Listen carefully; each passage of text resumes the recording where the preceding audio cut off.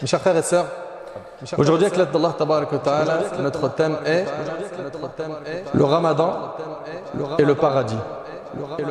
Comme vous le savez, nous sommes enfin, par la grâce d'Allah Tabarak wa Ta'ala, dans le mois de Ramadan.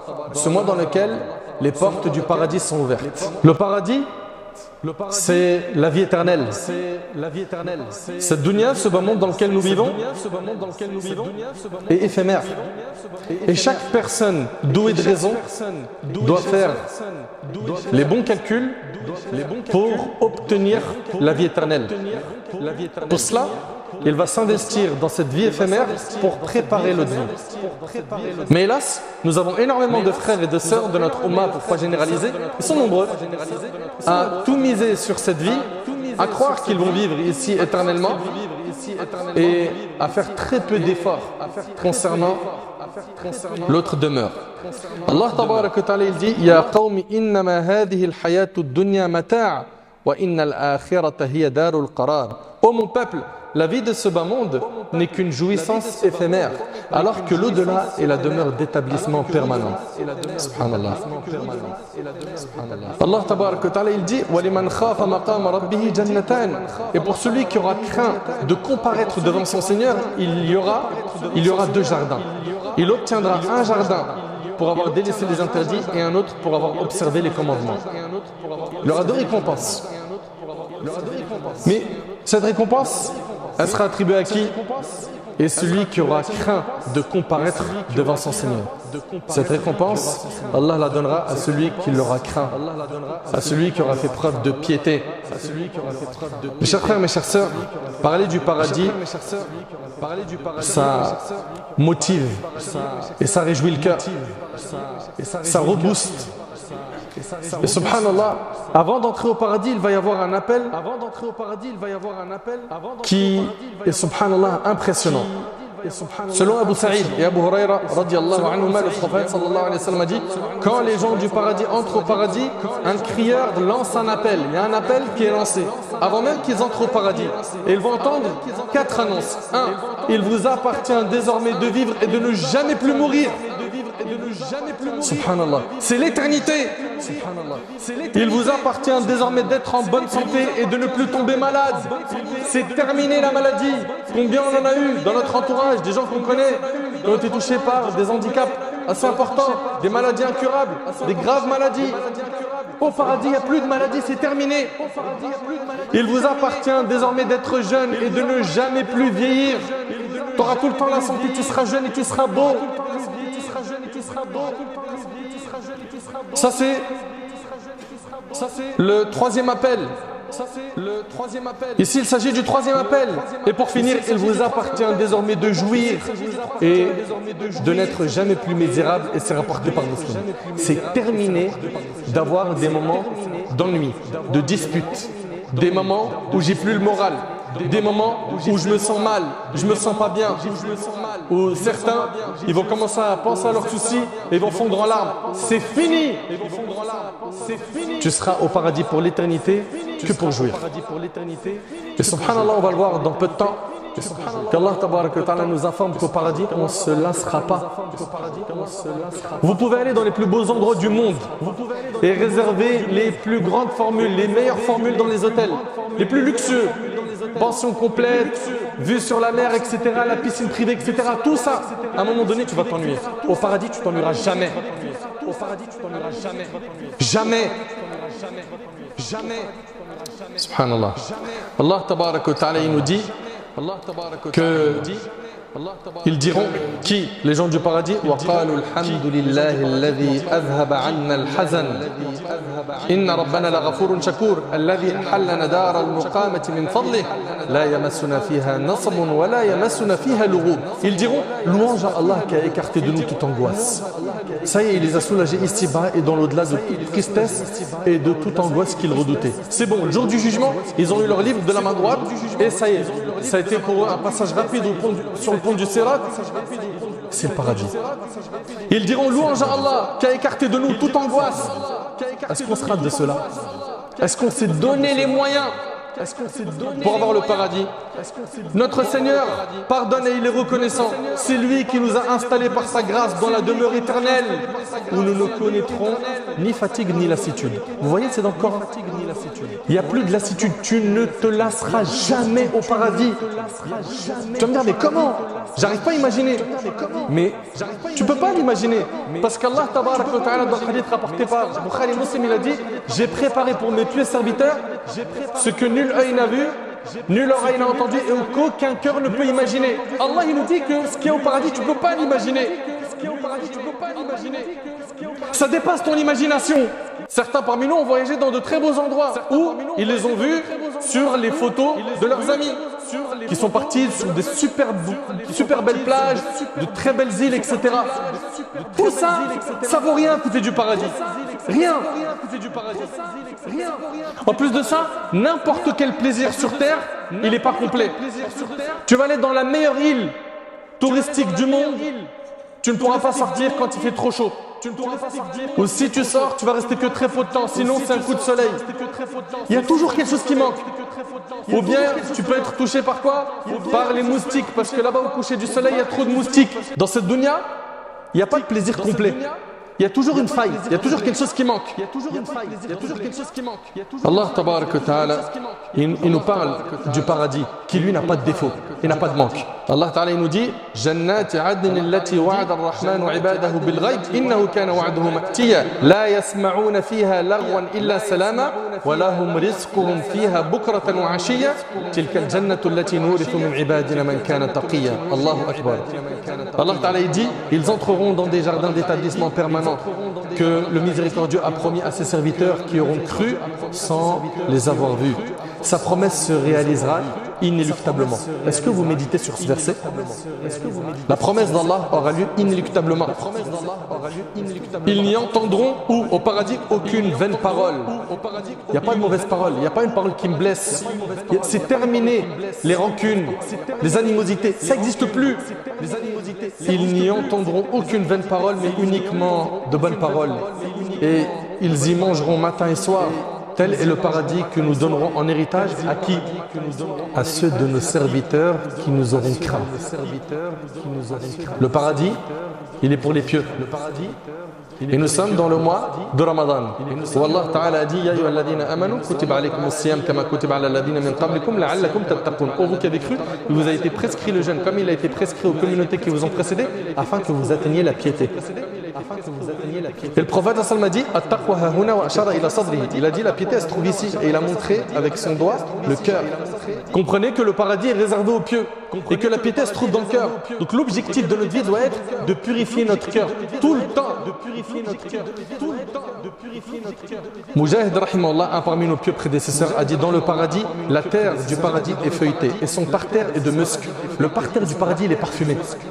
Subhanallah. Et attention, hein, vous avez entendu, le parterre est de musc. Mais là vous vous dites le musc, le parfum qu'on connaît nous sur terre. Alors tout ce qui existe au paradis ressemble à ce qu'il y a sur terre que dans le nom et pas dans la forme. Quand on parle d'arbres au paradis, quand on parle de palais au paradis, quand on parle de sources, de rivières au paradis, c'est une ressemblance uniquement dans le nom et non dans la forme. Mujahid rahimahullah a dit dans le paradis, la terre du paradis est feuilletée et son parterre est de musc. Ces troncs d'arbres sont en or. T'imagines le tronc d'arbre il est en or. Et leurs branches de perles, d'émeraudes et de diamants. Est-ce que vous réalisez la beauté de cet arbre? Et leurs branches de perles, d'émeraudes et de diamants. Les feuilles et les fruits sont tous là. Celui qui désirera manger de ces fruits debout, assis ou allongé ne sera pas dérangé. Les fruits s'offriront à lui sous un seul ordre de sa part. Au paradis, tu ne manges pas parce que tu as faim. Parce que la faim c'est une souffrance, il n'y a plus de souffrance au paradis.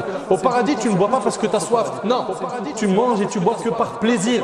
Et la nourriture que tu manges, dans les recueils authentiques que l'on a, elle est digérée par une odeur de musc qui sort de ton corps.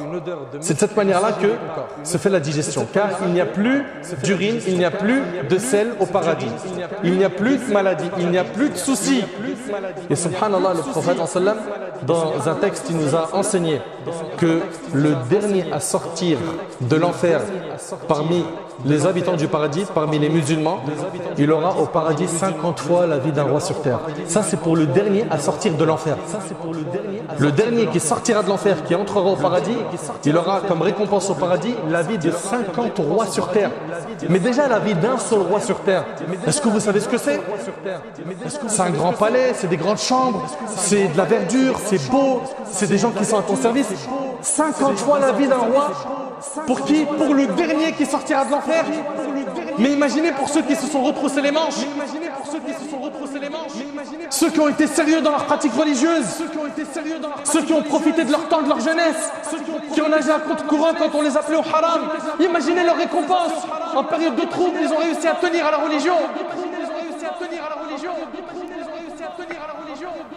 Les gens seront stupéfaits en premier lieu au paradis de son parterre, composé de poussière à l'odeur de musc. Quand ils lèveront leur tête, ils verront des constructions sans équivoque, des constructions qu'ils n'ont jamais vues de leur vie et qu'ils n'ont jamais pu imaginer. Ça, c'est un point important, qu'ils n'ont jamais pu imaginer. En écoutant cette description, si on tente d'imaginer une belle construction, on va se référer à ce que l'on a vu sur Internet ou bien un endroit dans lequel on s'est rendu au bord de la plage avec de beaux décors. Cependant, il faut savoir que les constructions du paradis n'ont rien à voir avec ceux de la dunya. Mes chers frères et sœurs, il s'agit du paradis. Allah tabarak wa ta'ala il dit وَيُطْعِمُونَ الطَّعَامَ عَلَى حُبِّهِ مِسْكِينًا وَيَتِيمًا وَأَسِيرًا إِنَّمَا نُطْعِمُكُمْ لِوَجْهِ اللَّهِ لَا نُرِيدُ مِنكُمْ جَزَاءً وَلَا شُكُورًا إِنَّا نَخَافُ مِنْ رَبِّنَا يَوْمًا عَبُوسًا قَمْطَرِيرًا فَوَقَاهُمُ اللَّهُ شَرَّ ذَلِكَ الْيَوْمِ ولقاهم نضرة وسرورا وجزاهم بما صبروا جنة وحريرا متكئين فيها على الأرائك لا يرون فيها شمسا ولا زمهريرا ودانية عليهم ظلالها وذللت قطوفها تذليلا jusqu'au verset où Allah dit إن هذا كان لكم جزاء وكان سعيكم مشكورا. Allah Ta'ala il dit ils offrent aux pauvres, à l'orphelin et aux prisonniers de la nourriture malgré leurs propres désirs et besoin d'en manger. Et se disant, nous vous nourrissons uniquement pour la face d'Allah. Ils font ça sincèrement, sans attendre de vous ni récompense ni remerciement. Nous redoutons de la part de notre Seigneur un jour qui verra les visages renfrognés et les fronts plissés. Ces gens-là avaient peur du jour du jugement. Allah les protégera du mal de ce jour, fera resplendir leur visage et comblera leur cœur de joie en récompense de leur patience. Ils ont patienté face à l'adoration. Ils ont patienté face aux épreuves. Il les fera entrer au paradis et les vêtira de soie. Ils y seront confortablement installés sur des divans somptueux et n'y connaîtront ni soleil ardent ni froid glacial. C'est terminé l'histoire de il faut s'habiller comment? Il fait trop chaud, il fait trop froid. Au paradis, il n'y a pas ça. Tout est agréable, tout est bon. Tout est magnifique. Il n'y a pas de faille. Les ombrages du paradis les couvriront de près et ses fruits seront toujours à portée de main. Subhanallah. Et à la fin des versets, Allah Ta'ala dit, on leur dira, ceci sera votre récompense, vos efforts sont pleinement récompensés. Il y a eu des efforts, il y a la récompense. Toi tu vas avoir la récompense d'Allah, tu vas avoir le paradis, mais qu'est-ce que tu as fait comme sacrifice? Pose-toi la question. On est pendant le mois de Ramadan. Qu'est-ce que tu as lu du Coran? Combien de fois tu es venu à la mosquée? Est-ce que tu as réussi à préserver tes membres jusqu'à maintenant ou pas? On est en train de parler du paradis, mes frères et sœurs. L'affaire, elle est importante. Qu'est-ce qu'on a fait jusqu'à maintenant? Es-tu satisfait des quelques jours qui sont passés? Est-ce que tu as mis le paquet? Est-ce que tu as montré à Allah le meilleur de toi-même dans tes ibadah, dans tes adorations? Est-ce que tu as plutôt été de ceux qui ont perdu tout leur temps sur le smartphone, les écrans, à regarder des futilités, voire des péchés? Au paradis, bi'idhnillah, on y accédera avec notre famille, nos épouses qui ont été quoi? Qui ont été croyants et pieux. Allah Ta'ala dit Jannatu adnin yadkhulunaha wa man salaha min abaihim wa azwajihim wa dhurriyyatihim wal malaikatu yadkhuluna alayhim min kulli bab salamun alaykum bima sabartum fa ni'ma 'uqbad dar. Des jardins d'établissement permanent où ils entreront avec tous ceux de leurs pères, épouses et descendants qui auront cru. De chaque porte les anges entreront auprès d'eux en disant paix sur vous pour ce que vous avez enduré. Combien est excellente votre ultime demeure. Allahu Akbar. Allah Ta'ala dit Inna ashab al-jannati al-yawma fi shughulin fakihun hum wa azwajuhum fi dhilalin ala al-ara'iki muttaki'un lahum fiha fakihatun wa lahum ma yad'un Salamun qawlan min rabbir rahim. En ce jour, les hôtes du paradis seront absorbés par leur bonheur, en compagnie de leurs épouses confortablement installées sur des divans ombragés, disposant de fruits à profusion et de tout ce qu'ils désireront. Tu auras tout ce que tu veux au paradis. Tout. Ici, pour avoir une chose, tu dois travailler, économiser. Dès que j'ai l'argent, je peux l'avoir. Au paradis, tout ce que tu veux, tu l'as. Disposant de fruits à profusion et de tout ce qu'ils désireront, que le salut soit sur vous. Telle est la parole qui leur sera adressée par un Seigneur miséricordieux. Au paradis, c'est la joie pour l'éternité. Il n'y a plus de tristesse, il n'y a plus d'angoisse. Toi qui es éprouvé, toi qui as mal au cœur, toi qui en veux à des personnes qui font partie de tes proches, tes meilleurs amis, tu te sens trahi. Au paradis, c'est terminé, il n'y a plus de tristesse, il n'y a plus d'angoisse. Allah Ta'ala, il dit إن الأبرار لفي نعيم على الأرائك ينظرون تعرف في وجوههم نضرة النعيم. Les gens de bien vivront dans la félicité, confortablement installés sur de somptueux divans. Ils contempleront les visages de leur Seigneur et ses bienfaits. On connaîtra sur leur visage l'éclat de la félicité. Et vous savez, subhanallah, quand ils seront au paradis, et ce que je vous dis là, c'est ce qui est compilé par plusieurs textes, une version de Jarir, de Sahaib, de Anas, d'Abu Huraira, d'Abu Moussa et d'Abu Saïd, radiallahu anhu, en compilant leurs textes concernant la vision d'Allah, qui sera la plus grande récompense au paradis. Quand ils seront au paradis, ils vont entendre aux gens du paradis, vous avez une promesse d'Allah qui veut la réaliser. Ils diront laquelle? Il nous a blanchi nos faces, il nous a alourdi nos balances, il nous a introduits au paradis, il nous a détournés de l'enfer. Restant dans cette position jusqu'à ce qu'une lumière les éclaire et les paradis avec. Ils lèveront leur tête et ils verront le contraignant Allah Azza wa Jal. Il se montrera au-dessus d'eux et dira aux gens du paradis, il leur dira salam alaykum, que la paix soit sur vous. Et il n'y aura pas mieux que son salut. Et ils lui répondront, c'est toi la paix, Allahumma anta salam wa minka salam, tabarakta ya dhal jalali wal ikram. C'est toi la paix et de toi vient la paix, plein de majesté et de magnificence. Il se montrera à eux, souriant et disant aux gens du paradis, la première des choses qu'ils entendront de lui sera, où sont mes serviteurs qui ont cru en moi sans m'avoir vu? C'est la première chose qu'ils vont entendre d'Allah. Où sont mes serviteurs qui ont cru en moi sans me voir?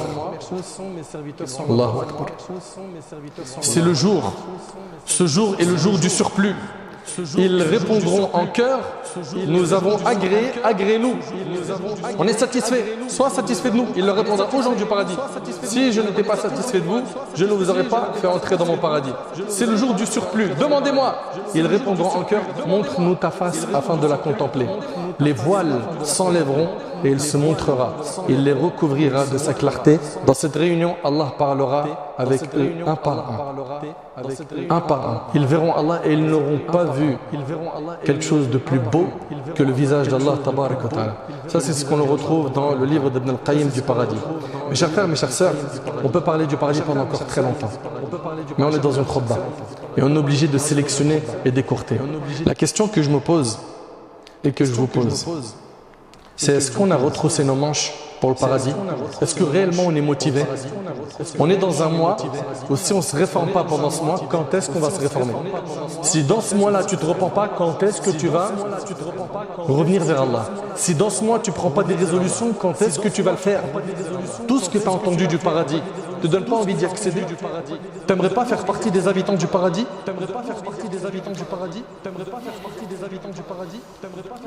Le jour du jugement, certains verront le fruit de leur insouciance, de leur détournement de la religion. Il leur sera dit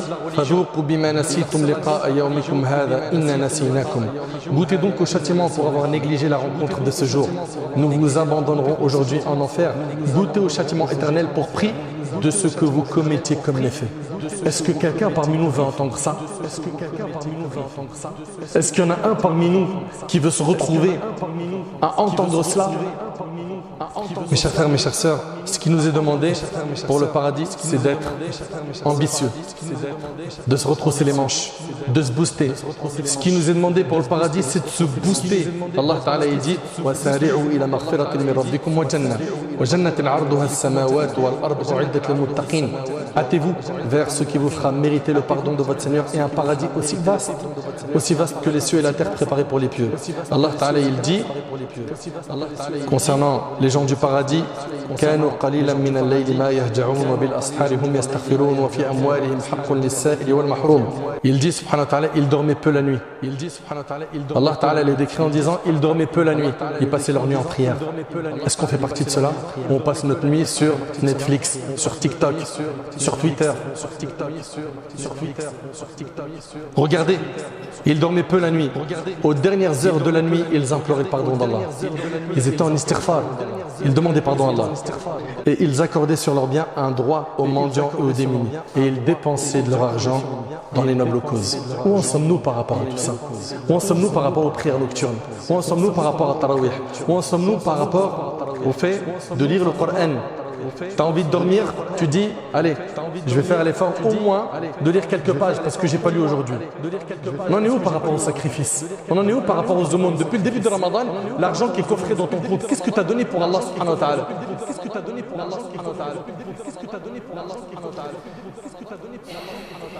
Ce mois-là, c'est le mois du repentir, c'est le mois de l'invocation, c'est le mois des efforts. On va faire plus d'efforts dans les invocations, dans les prières. On va jeûner avec tous nos membres, on va faire des aumônes, on va se réconcilier avec les membres de notre famille. C'est de cette manière-là qu'on aura le paradis. Et il sera dit aux gens du paradis, on dira aux autres du paradis, mangez et buvez en toute quiétude, en récompense de ce que vous avez accompli durant les jours passés sur terre. À nous maintenant de faire le nécessaire pour aider les gens dans le besoin. Dans ce mois-là, il y a des gens qui sont pauvres. On connaît peut-être des orphelins. Et si on n'en connaît pas sur des sites, on peut parrainer des orphelins, faire des dons pour les orphelins, faire des dons pour les orphelins, aider les femmes veuves ou bien des personnes qui sont incarcérées et qui sont en difficulté financière. Toutes ces personnes-là qui sont dans le besoin, à nous de faire le nécessaire pour les aider dans ce mois de générosité. Allah Ta'ala dit celui qui s'acquitte de ce qui lui est imposé, craint Allah et croit en la plus belle récompense, nous lui accorderons de cheminer la voie la plus aisée. Mes frères, mes sœurs, on a parlé du paradis. Maintenant, j'ai envie de vous dire, et après, qu'est-ce qui va changer dans notre vie? Chacun d'entre nous aimerait se retrouver pour l'éternité dans cette demeure où on ne s'ennuiera pas, où il n'y a ce que l'on ne peut pas imaginer. Mais le paradis a son prix. Le prophète sallallahu alayhi wa sallam a dit, la marchandise d'Allah vaut cher, la marchandise d'Allah c'est le paradis. Il va falloir qu'on paye le prix. Et le prix, ça va être les sacrifices qu'on va faire pour se lever pour subh. Parce que jusqu'à maintenant, il y en a qui ne prient pas subh. Ou certains qui ne font pas encore les 5 prières. Le prix, ça sera de ne pas faire sortir les prières de leur temps et d'être sérieux dans notre pratique religieuse. Le prix sera, j'ai les moyens, je planifie pour faire mon hajj et je ne fais pas comme certains où je me dis tranquille, il y a le temps. Et puis, j'ai pas encore fait le tour du monde parce que j'ai envie de prendre des photos un peu partout et à la fin je ferai le hajj. Le prix c'est j'ai l'argent, je donne zakat. Le prix c'est Silatul Rahim doit être maintenu. Les liens de famille doivent être maintenus. Le prix c'est des efforts que je vais faire pour que le jour du jugement j'obtienne cette immense récompense.